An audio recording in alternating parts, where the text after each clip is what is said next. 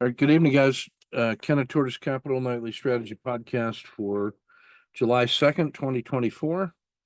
I'll be publishing for you for all the guys in the coaching program, the professional guide for busy professionals for AI prompt engineering, and also the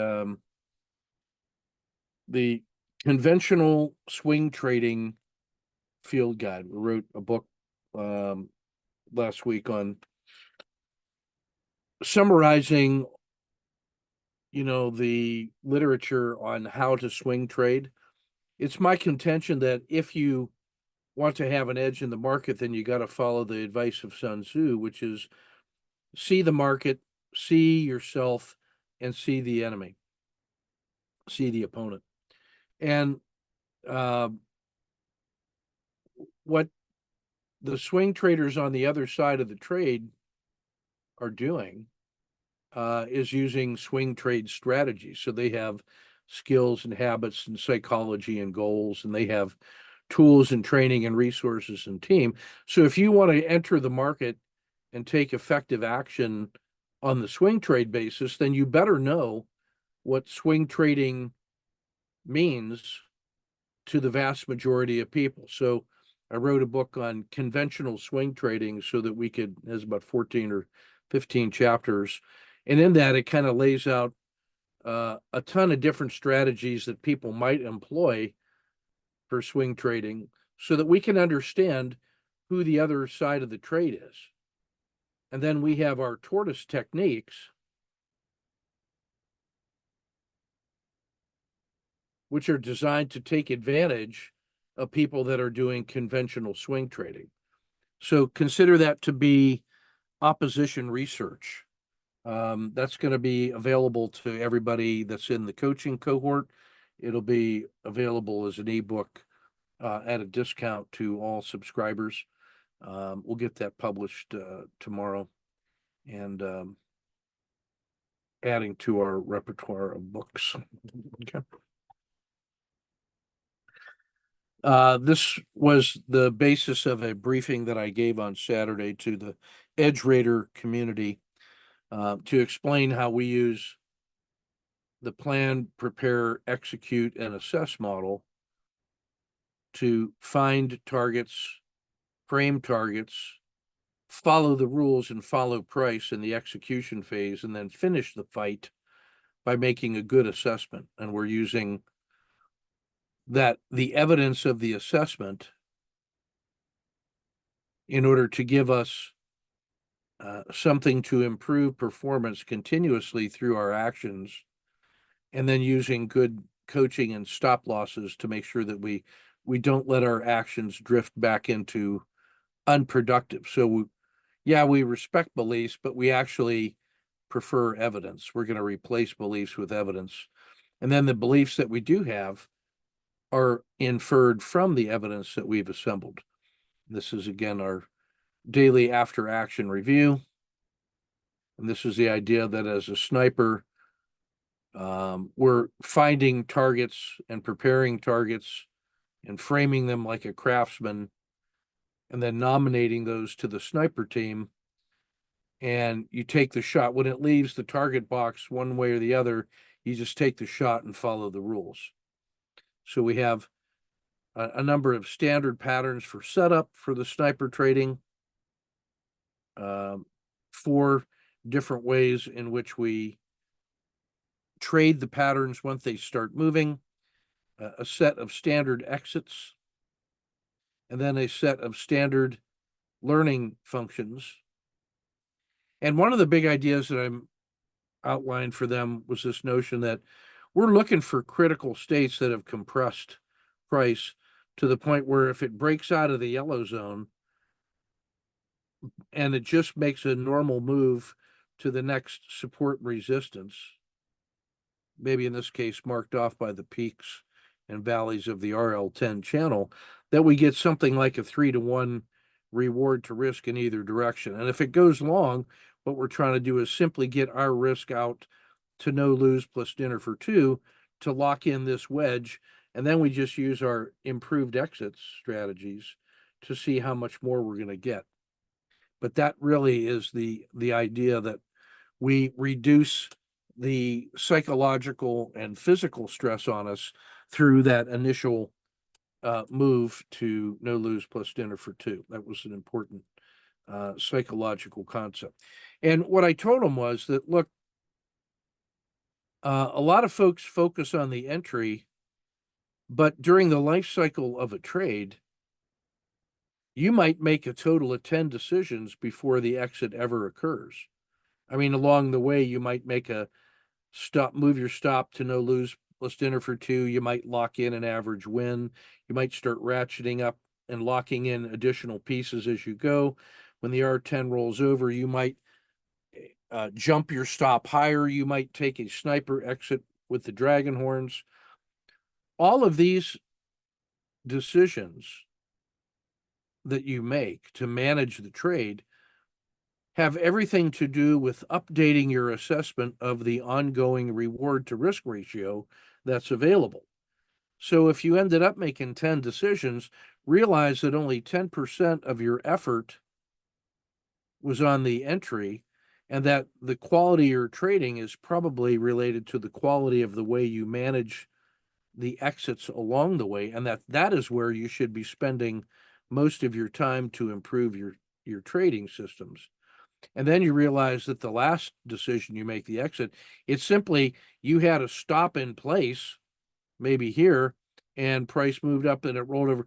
Price made the decision on when to get out. You were just making a standard management decision. So the idea of exit management is really where you want to spend the majority of your time to improve your system. And then we covered briefly the fourth book that I wrote this week on a confident communications model, which is the equivalent of a professional performance model that talks about, in the early days of discovering what it is that's stressing you out or causing anxiety, you have some introverted expert about you and reluctant leadership and anxious perfectionist. And that in the discovery phase, we're just trying to stop the bleeding and get that under management and improvement. And then once you get over the anxiety, you get into the developmental phase where, as a mindful scout, you're focusing your learning and skill development on the most important things, that you approach it as a diligent student, and that you cultivate the emotional resilience and persistence of the badger so you never stop on that journey of development. And that when you achieve sufficient levels of mastery on your technical pieces, like all of this stuff, and you are getting into the world of pure professional performance, where as a Dharma warrior, you are focused on your vision of service to others or whatever your goals are in the world, that you're approaching your work the same way a master craftsman does everything, and that you act as a resourceful catalyst for those on your team and for yourself, so that you can bring all of the advantages that you've accumulated over time to bear on each and every little program. So this professional performance model, I ended up briefing at last week at the Army University Learning Symposium, and we're going to start implementing that in a pilot program next year. And I had some folks in Army University that are looking to export that out to the ROTC cadets. So it was a pretty good week this past few days. All right, let's jump into sniper trades of the day. Oh, the 90-minute pitch that I made on that, I'm going to post the YouTube video link to that. I just got that, and I think you'll enjoy it. All right, so sniper trades of the day. We're going to start with this is Tesla.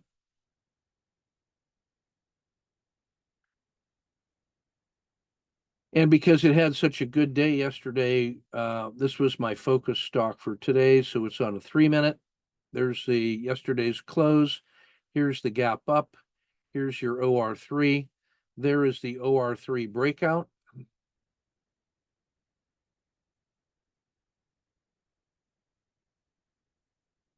There's a standard risk box on Tesla. It bottom ticked me here. It came down and hit the skin of the dragon, so I exited. It then resumed. I got a 1, 2, 3 re-entry right here, so I got back in. Standard risk and picked up another half an R. So that cost me about an R, that little reversal there, but that's what happens sometimes. And that one on 1 unit of risk, that gave us about 2 to here, and then a half. So we're at about 2.5 right there on the net. Caught a 2 re-entry, scratch, and nothing. So about 2.5 on Tesla today.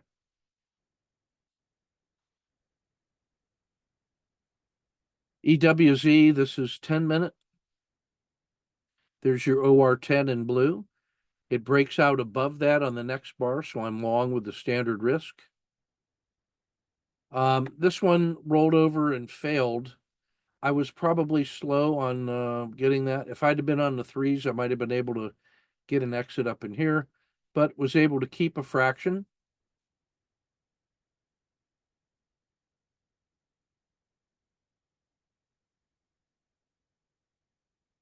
I tried a 1, 2, 3.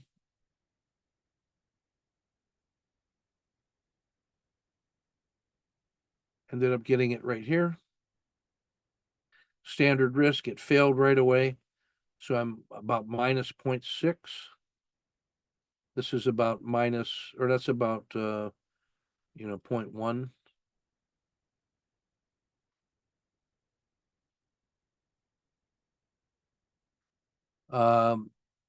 That's a continuation to the downside, collapsing dragon. That one pays off. I take the R10 reversal, skin of the dragon on 1 unit of risk. That gets about 1.3.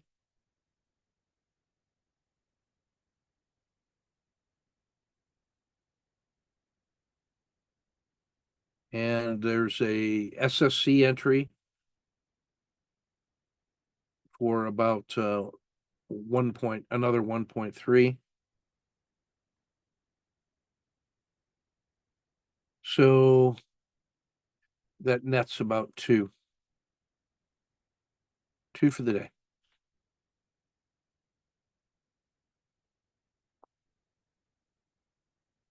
This is DIA on 10 minutes. There's your OR10, a breakout. That's a R5 entry. That's down a half an R. Re-entry on a 1, 2, 3. Minus 0.2. SSC entry. That makes about 1. So this ended up being about 0.5 for the day. Was not a lot of movement on it.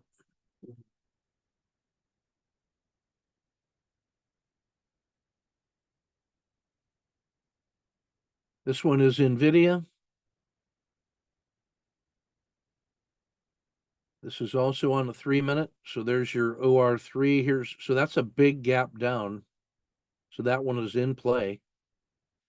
It runs up nicely, comes back to here, opens up again, goes down and breaks out, exits here or closes here, continues. That's like a 1, 2, 3 entry right there. And NVIDIA, that is the standard risk box. It runs up nice, but then sharply reverses. So I keep about half an R on the 1 unit of risk. So that's about 0.5.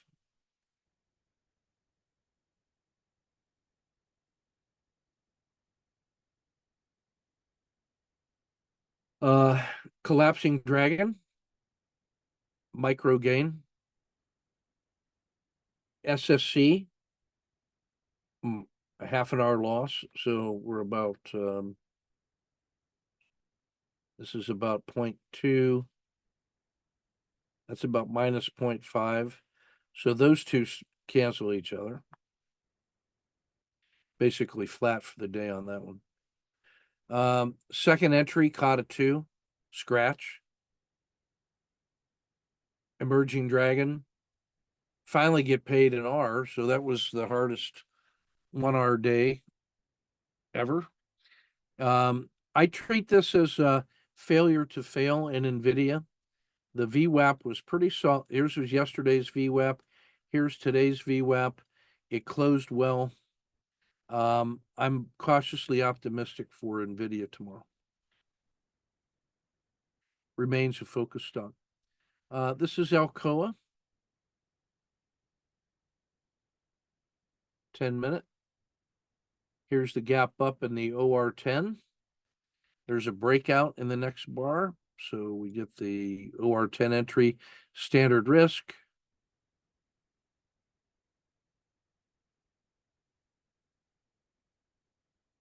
For about an R.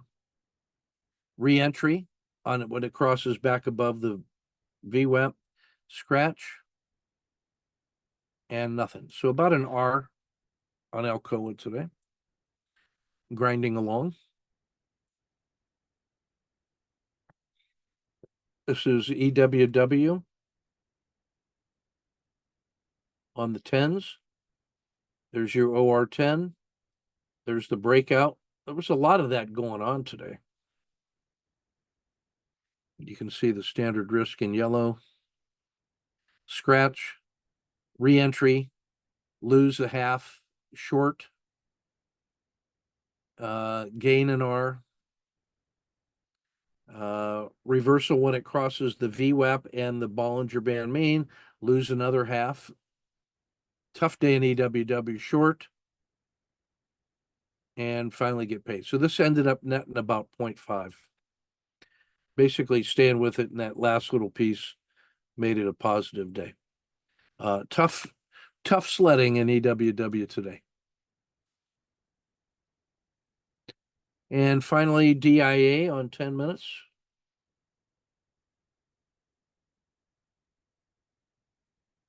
There's your OR10.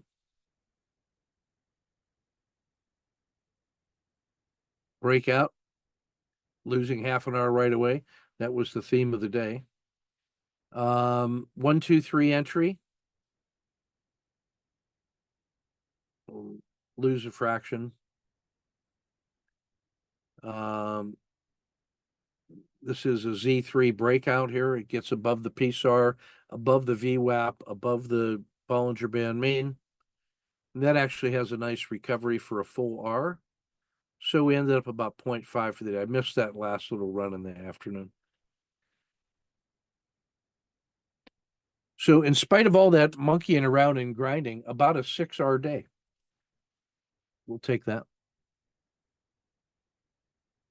Let's take a look at the traders.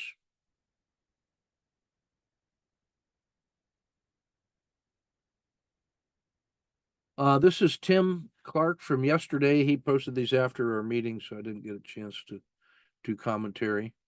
He gets 2.4. This is EWW on the 5s. He gets this trade. Gets the second leg. And you can see him ratcheting his stops. 2.4. He stopped trading here, so he doesn't get that move.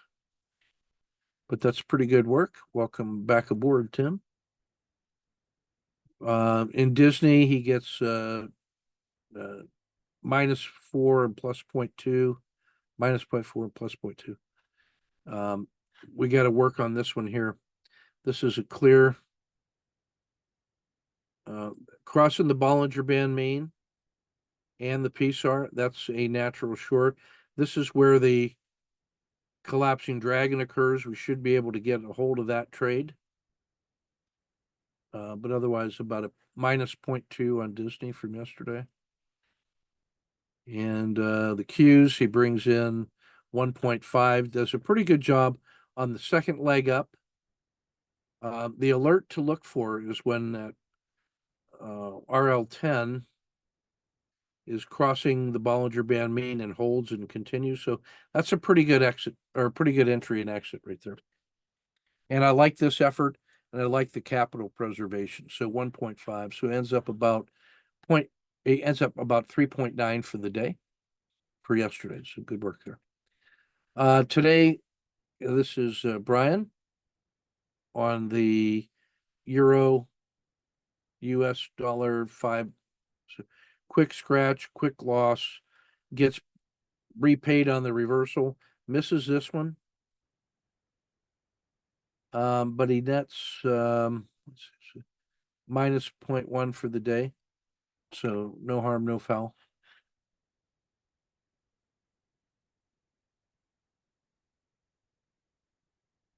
On gold, two quick losses. I think threw him off his game a little bit. This was not part of his rule set, and so he got out of it.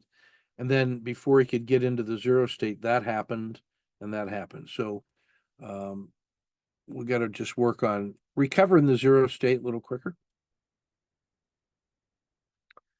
Jonathan working on XLE had some span of control issues today. Here's the OR3 breakdown. Takes a -1 loss. I don't mind not taking this in here, but the risk of that is we're chasing. He cuts that quick. I think I like this entry right here because after that fails through the VWAP and this is rolled over, that's a pretty good entry. This is a massively good entry, and that would have made the day positive. Even if we don't get that move here or that move there should have been enough to make this a positive day. So we'll work on that span of control. Again, this is nowhere in the rule set does it require you to believe in anything. I believe I'm going to take the next trade. So that's where we want to get the entry, not later than here. This could have been a second position. And so we end up just taking that loss. When this rolls over here below the VWAP, this is a good entry right here. So EWZ offered some opportunities today. Hamad gets 0.3 with a nice, stays out of the chop, picks up the signal on the Z3 pinch breakout. 0.3 for the day there.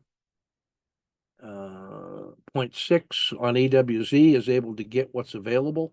Nice work all the way through. Very happy with how he handled EWW and following the rules. And then on EWZ, bring a micro loss. So net positive for today on really good grinding. Now on this is Tim Clark for today. Let's take a quick look here.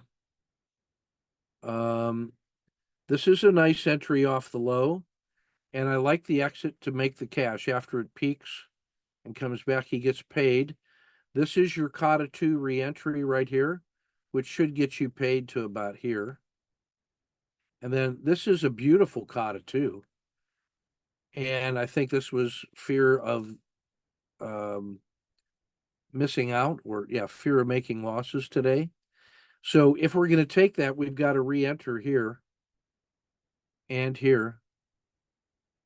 And there was if he uses the PSAR exit, he nets 3.2. So the opportunity cost for this is just part of the learning curve in early stages. I want you to notice the important turning point and why that's a really good entry. And even if you take the exit, the re-entry is what preserves your sanity. So let's learn to trust. And that probably means you're trading at too large a size because you're not giving the system and the rules a chance to perform. And then you're beating yourself up about it. So that is always coming from trading at too large of a size.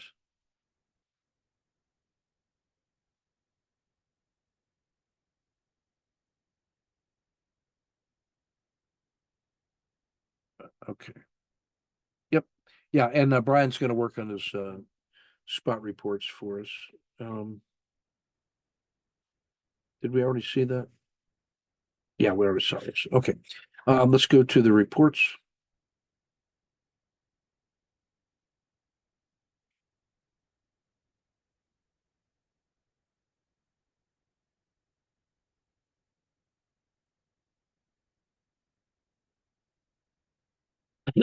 Excuse me.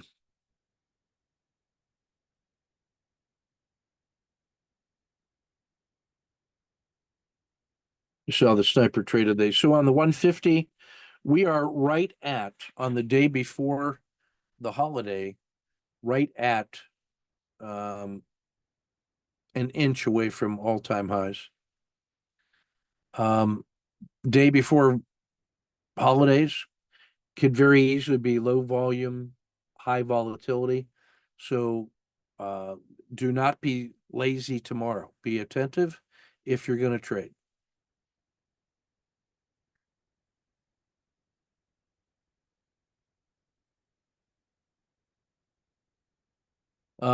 The 30-day look back today just offered a nice follow through to close near the all-time high. We're just going to run forward to dashboard one, bullish normal, strong market, favorable volatility for long side moves. Tomorrow's a special case before the long weekend, so let's be mindful of that. I don't want to hold a lot of overnight risk. In the Dow, we had a lot of breakouts to all-time highs today here. Count them up. JP Morgan, Microsoft, Tesla was very strong. McDonald's continues to slide. There's got to be a value play in there somewhere. Had a couple 5DDs. This 5DD in Disney is showing at a 4.9. That's a nice high priority volatile target. I think that's one to look at for opportunity trading.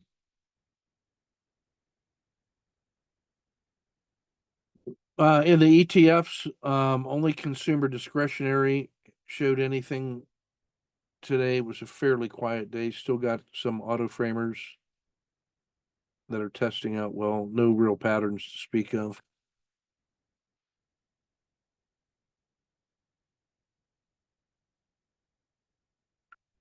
It was a narrow range day, so you get some astonishing reward to risk ratios in the auto framer. And you gotta love Nvidia on a 7-to-1. I'm serious. I am focusing on that one tomorrow.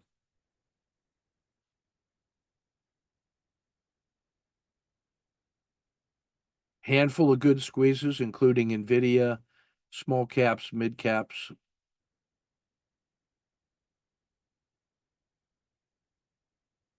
Plenty on the auto framer, better than 2-to-1 using the TC2000 structure. And McDonald's, marijuana, materials, international paper, Nvidia, Qualcomm, Nike, Disney. There's some really good traders in there.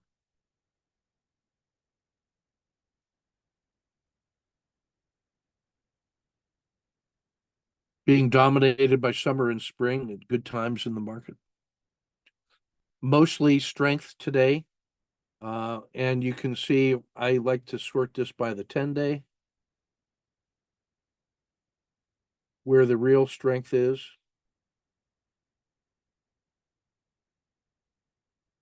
Tesla, Microsoft, Apple, tech.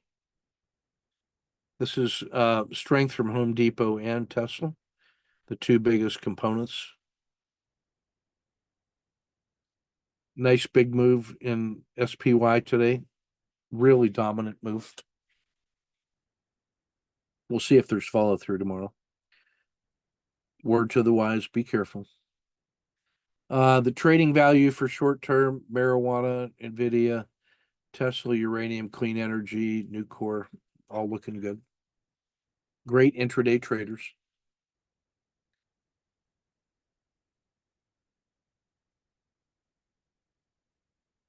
And wrap it up here with the Z-scores of the regression lines. This is still quietly grinding north. And the RL10 Z-score reversed yesterday. So if that continues to go, tomorrow could be a really good day to lock in some gains over the long weekend and give everybody something to cheer about over the barbecue. So we'll get this published and posted. I owe you the field guide to the prompt engineering for AI, the swing trading, conventional swing trading book, and the 90-minute video I did for the Ed Trader. I think you'll enjoy that briefing a lot. Take good care, and we'll see you tomorrow.